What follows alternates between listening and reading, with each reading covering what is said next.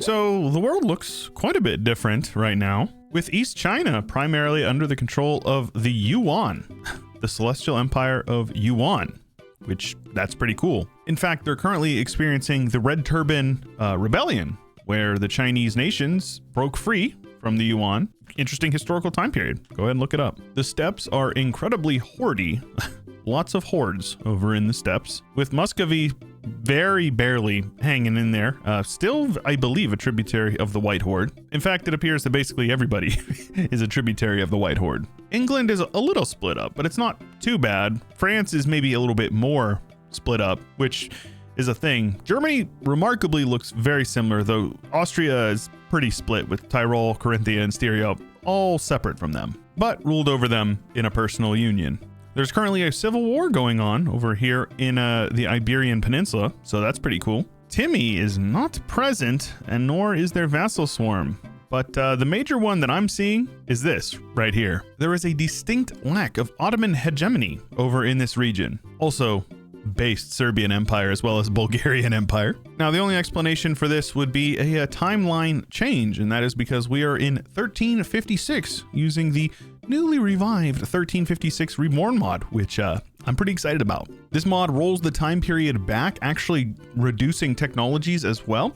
There's new institutions, idea groups have been reworked. And here's something for you. Administrative efficiency is actually very low base, and you get it back from technology, which is really, really cool. That certainly is one way to handle early game blobbing, and I think it's pretty fair. It's cool. A couple of years ago, I actually played a campaign of this on my other channel, Chewy Shoot. I believe we started as Brandenburg or maybe the Teutons, and then we went Hussite, and we did the Hussite Prussian Empire, and it was a lot of fun. This mod is really cool. If you're excited for this, you want to see more content like this, make sure you leave a like on a video. It really does help a lot. YouTube is like absolutely kicking my butt right now, so I would appreciate any help I can get if you enjoy the content. And if you aren't already subscribed, you should subscribe and ding the bell so you get notified when these videos go up live. I'm shooting for 1 to 2 every week, and probably going to be doing some other stuff like Hearts of Iron and Crusader King. So if you're interested in that, stay tuned. But y'all know there's only one way to find out what's going to happen in this run, and that's to turn it on up to speed 5 and unpause. And obviously, we're going to be keeping an eye on the civil wars going on here in the beginning of the campaign. And it does look like the Red Turban Rebellion is very much outnumbering the Yuan with only 12,000 troops. So that's definitely something. With the War of the Two Peters pretty even. It could honestly be anybody's game.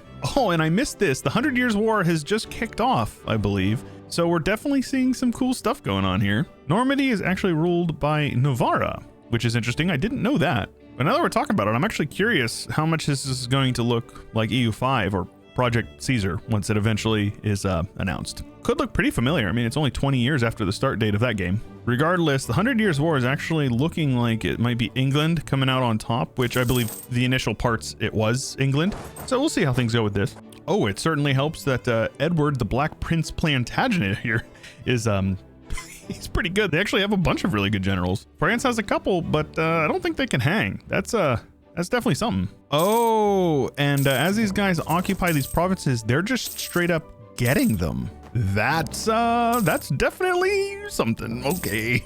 So the Chinese Civil War is, this is a mess. That's really cool. I actually love that mechanic. Safe to say mandate growth is, it's not going to be looking good for the Yuan. And I assume the Ming is going to take over. I think the Ming is the one in charge of the Red Turban Rebellion. So that's pretty cool. Meanwhile, over in Europe, it looks like Austria bit off a bit more than they could chew, attacking into Bavaria and getting dumpstered by Bohemia, who I believe is actually the emperor. Yeah, so I don't know why they did that. That's pretty dumb. A timeline where the von Habsburgs do not proliferate?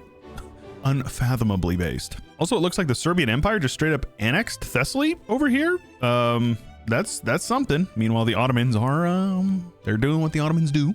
Castile has annexed the Trastamara nation in their civil war, and it looks like the White Horde is having a bad go at it with everyone attacking them, literally everyone. Meanwhile, yeah, Yuan not looking good, everything getting occupied. They're definitely going to lose the war. Oh, and worth mentioning, we do not have the Kalmar Union, so Denmark is separate from Norway and Sweden. There's just so much going on, it's actually hard to keep track of. Admittedly, I'm not super savvy with this time period in history. I know what I know basically of the early modern period because of EU4 and like being interested in learning from that.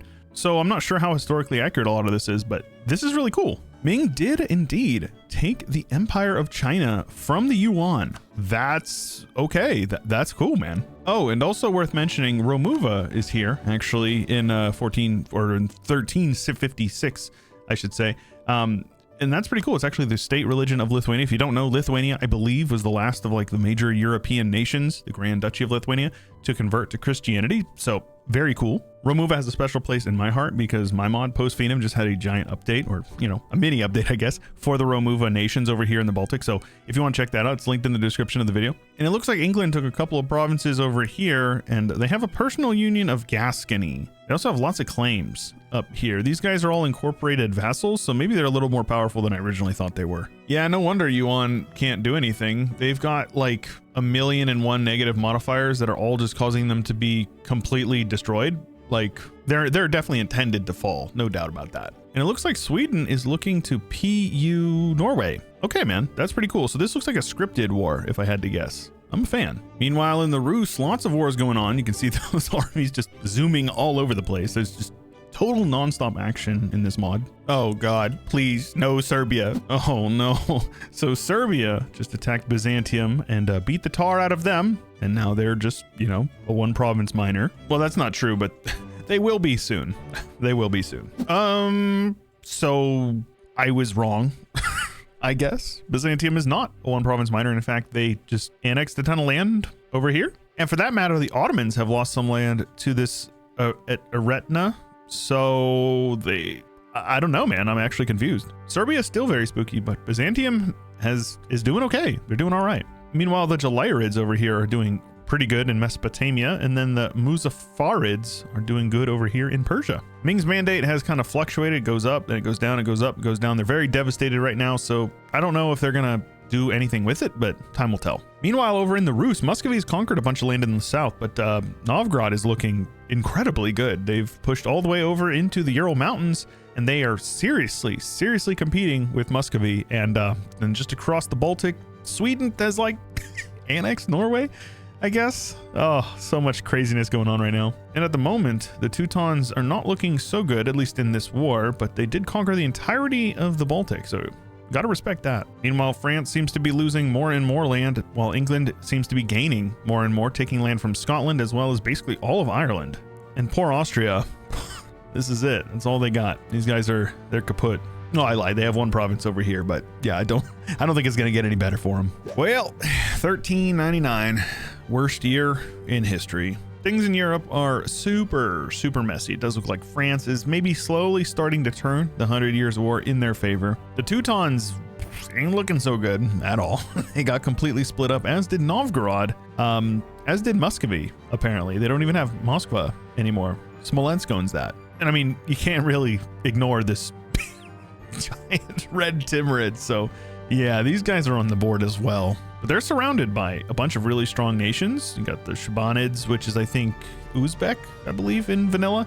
Novgorod, White Horde, Muzaffarid, like everybody down here, Chagatai, like we'll see if they do well. They may be scripted to thrive, but I'm not really sure what to expect with them. Over in China, Ming seems to be doing okay, despite having 0 tributaries, though Shu, I think, may have something to say about that. Japan is united, weirdly, and they've also conquered a bunch of land from Korea, which is very sad. And it seems like the Mali Empire down in Africa is thriving, actually doing so good. The Mams have united the Egyptian region and seem to be pushing down into Ethiopia. So hopefully we'll see a nice power block form up here to, you know, contest the surrounding region. I almost missed Hungary basically being gone. The nation's so nice, they named it 4 times, I guess. Bulgarian Empire doing good, and Serbia looking really nice. Though kind of cool to see Romuva still thriving over here in Lithuania, so maybe they won't convert. So almost 50 years in, we've got the Ming out in the #1 spot actually, which is pretty crazy to see, with Shu, the other Chinese nation, in the #2 spot, England in the 3rd, VJ from India in the 4th, the Mamluks in Africa in the 5th, Japan over in Asia in the 6th, the Timurids from Central Asia in the 7th, and Poland in the 8th. Pretty cool. A live look at the world in 14 1444. Things definitely look different than what we would come to expect from vanilla, but some things look remarkably similar. The Maghreb is still very much a mess, split between a bunch of different nations, with Portugal, Castile, and Granada prevalent over there in the Iberian Peninsula. Aragon currently getting beat up on by France, but we'll see how things go with that in the long term. Serbia, but more importantly, the Bulgarian Empire and the Jalairids are actually the dominant powers over here in like Asia Minor / Bulgaria, of course. Lithuania is just straight up gone, split between Sweden, Poland, and the Bulgars by the looks of it. And speaking of gone, as is Muscovy, reduced to atoms. The Timurids are still here, Chagatai doing very good, reunited with Yarkand, I believe, and the Ming absolutely thriving as Yuan collapsed into Mongolia and was promptly conquered. So there you go. India is definitely getting blobby with Bengal and Vijay down in the south. They were a great power in the last time we checked in, and I'm imagining that number is going to be going up. Yemen and the Mams doing okay over here. Sweden continues to do well, but England is not. In this alternate timeline, we've got a yellow British Isles. Maybe we can just turn around and call it the Scottish Isles. I'm all right with that. Scotland forever and all that. We are also in the age of discovery with Castilian Niger, apparently a very big thing. Maybe there should be like things to prevent the AI from colonizing down here, but yeah, it's 1444 and sub-Saharan Africa is like a quarter owned by the Castilian throne. So that is a thing. I don't believe we have any colonization going on in the New World just yet. But Africa very much is up for grabs. We have a Hussite center of reformation over here in Mazovia. A bunch of provinces have been converted, and Lubeck follows the faith, but nobody else does. The Congo has actually embraced Catholicism, and it does look like Castile is converting a little bit of sub-Saharan Africa, so that is pretty cool. We're gonna have to keep our eyes on that. Also, no idea what this Zikri is. That's interesting. Haven't seen that religion before. Either way, almost 100 years in, and Ming's development has like doubled since we looked last, as the Timurids have popped out and exploded in growth with over 820 development, Vijay with over 600, almost 700 for themselves, Poland climbing up from the 5th spot with the Mams in 600 development in the 5th, Castile in the 6th, France in the 7th, and the Jalairid in the 8th. And I imagine Jalairids are probably descendants of the Ilkhanate. I mean, that is the Ilkhanate flag, so I assume that that's what's going on with that, but all pretty cool stuff. 500 is the lowest, so we're definitely seeing some numbers going up in the development category. Well, here we are. It is 1509, I believe. The Age of Reformation is upon us. Hussite, very powerful over here, or at least noteworthy over here in the east, with Protestant in the north, but Germany pretty untouched, except for Catholic. We also have some Nestorian over here, though nobody actually follows it. Pretty cool little historical tidbit. Look up Nestorianism. It's a very interesting time period in the church. So Hussite Poland, a surprise, but a welcome one nonetheless, as is Iberian France, which is doing pretty dang good over there, with most of France united and northern Iberia under their foot. Scotland got all of the British Isles as well as Iceland, so that's really good. And Sweden continues their domination in the Baltic and over in the Western Russian regions, which very cool to see. Though my favorite thing so far, of course, is that the Ottomans are gone. Cue up the crab rave. The Ottomans are gone, split between Serbia, the Bulgarian Empire, and the Jalairids, and it looks like even the Mams got in on some of the action. Ming continues to dominate, actually taking some land from Korea, who got most of their land back from the Japanese. Can't quite catch a break, sorry Korea. And Vijay is just continuing to march north, competing with Bengal, though it looks like they may have even taken some land from them. I could be wrong. But how about those Mams? I showed you they were over in Anatolia. Well, how about they're all the way over into the Maghreb, almost all the way into Iberia, looking super strong. Looks like Castile actually lost some land over here to the sub-Saharan Africans, with Songhai looking incredibly powerful over in this region. Colonization of the New World is underway, with Castile dominating over here in Brazil, the La Plata, as well as over into Peru. The Portuguese settling Colombia, as well as the Caribbean and large portions of Mexico. I'm wrong. That is Maya. That is a native tag, but they are up here in the Rio Grande Valley. France is colonizing Florida, and that's it. Nothing going on over here just yet. Not quite enough technology. China has been able to push through at least a couple of reforms, though they do seem to be struggling to keep the mandate stable.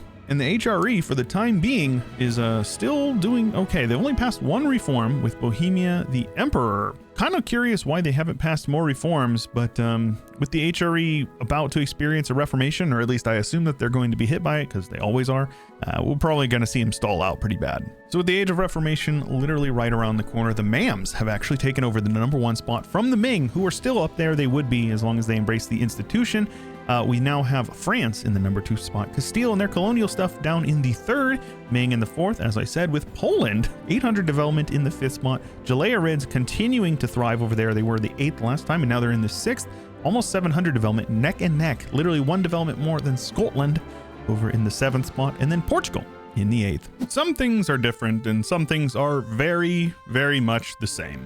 Scotland continues their dominance in the north, and France continues their dominance in France/Northern Iberia, taking 1 more province from Portugal, but seemingly pretty stable aside from that. Sweden continues to dominate Scandinavia, but they are losing some land, and it looks like they're about to lose some more to a big, strong Poland. Of course, Russia has arrived, but Bukhara definitely has something to say about that in their little heartlands over here, and the Ming continues to dominate.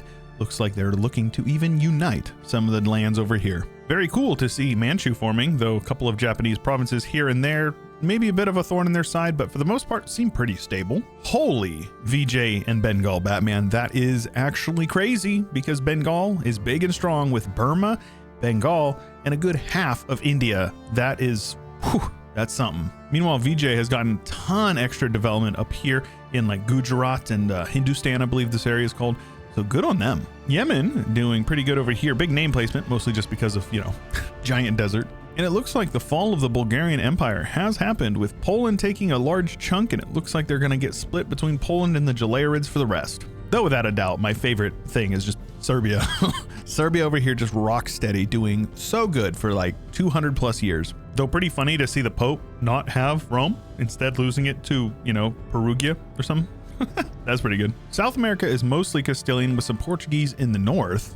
In Central America, as well as the Caribbean, is very blue, though Maya is a large portion of that, with Portugal taking up the rest. That is pretty cool to see the Dutch as well as the Scots over here. Scots are also over in Colombia, so can't count them out just yet. The west coast is all yellow, going to Castile, and the east coast is all blue, going to the French, and then apparently the Swedes. So that's pretty cool. Almost 300 years in, and with 200 years left, we have France, the number 1 great power, ahead of Bukhara, actually, the number 2 power, formed by, I believe, the Timurids, then Bengal, all 3 of them with over 2,000 development, eye-watering number, and VJ literally right next to them.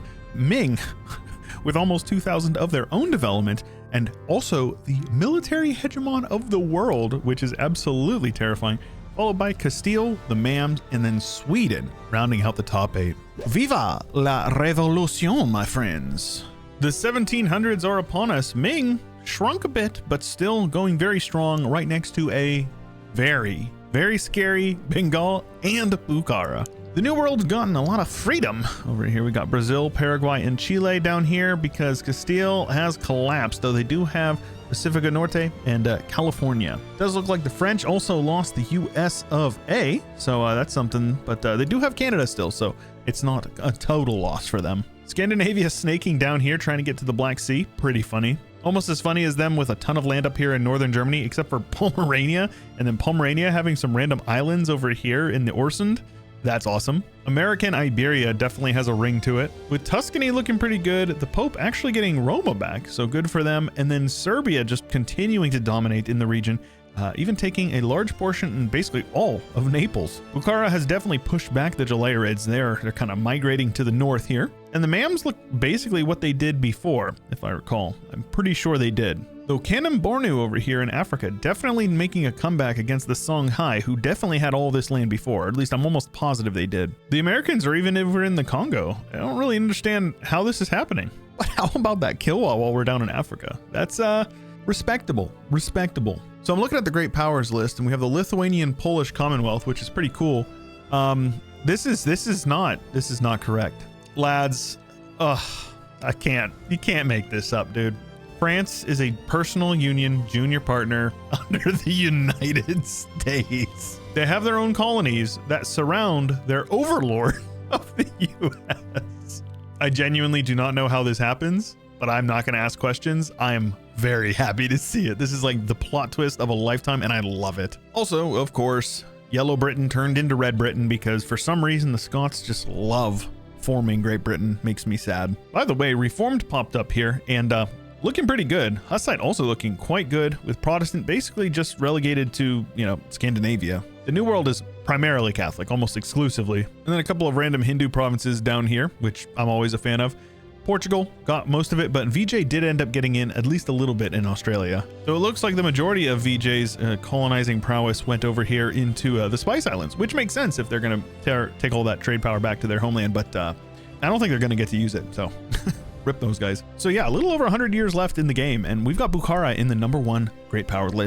I'm in awe, with Scandinavia right behind them. And then actually Bengal would be #1 once they embrace that institution, which is just like really shows how much this mod changes from the base game.